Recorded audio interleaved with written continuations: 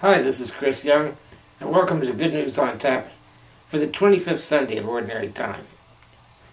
This week we have what I call the Jack Benny Gospel. Now, if you're as old as I am, or nearly that old, you remember a famous comedian named Jack Benny. He dated clear back to the pre-television days of radio comedies. He was famous for being extremely stingy, and so the ultimate Jack Benny joke was that a mugger pointed a gun at him and said, "Your money or your life?" Jack Benny would take a long pause. The mugger would impatiently repeat, "I said your money or your life."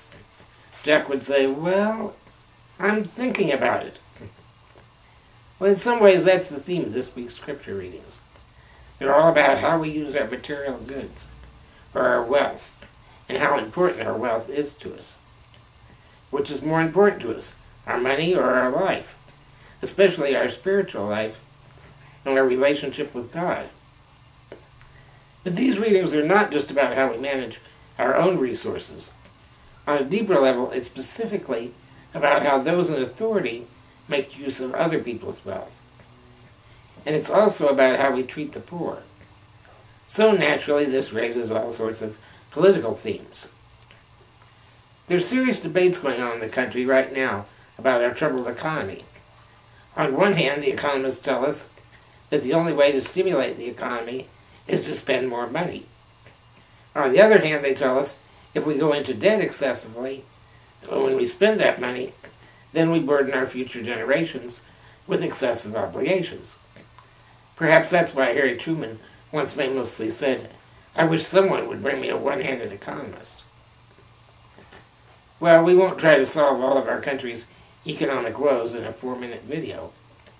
We will just say that this week's scripture readings remind us that we need to be very prudent with our wealth, especially when handling money for others. And that we need to keep in mind what the Catholic Church calls the fundamental option for the poor.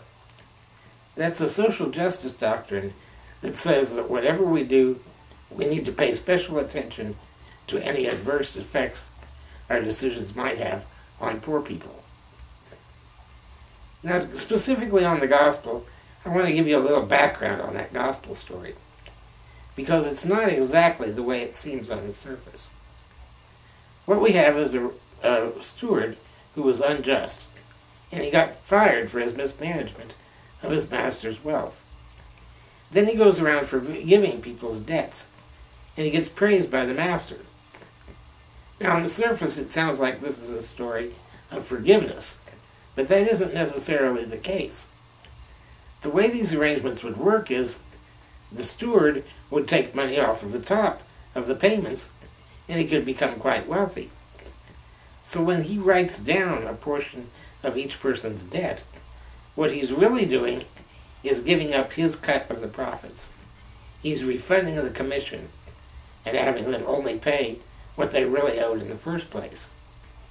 He's doing this out of his own pocket to try to win the friends of these people, because he knows now he's out of a job and he's going to need all the friends he can get.